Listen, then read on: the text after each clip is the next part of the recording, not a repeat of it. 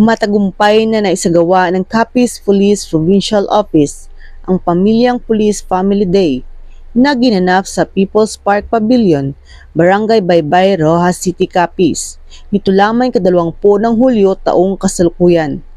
Ang aktibidad ay pinangunahan ni Police Colonel Jerome D. Apuyog Jr., Provincial Director, kasama ang mga tauhan at iba pang opisyal ng Capiz Police Provincial Office.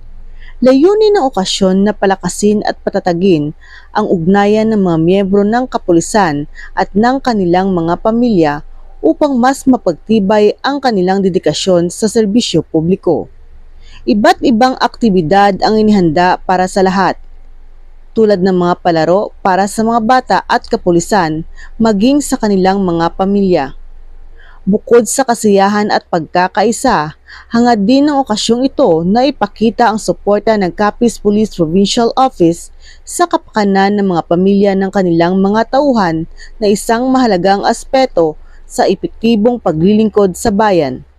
Ito ay isang patunay na ang pagkakaisa at pagtutulungan ng bawat kapulisan sa Capiz Police Provincial Office at kanilang pamilya ay susi sa pagpapanatili ng kapayapaan at kaayusan sa buong lalawigan. Mula dito sa Capiz Police Provincial Office, ako ang inyong Police News Network Correspondent, Patrolwoman Charmaine Balunsat, alagad ng batas, tagataguyod ng Balitang Pulis.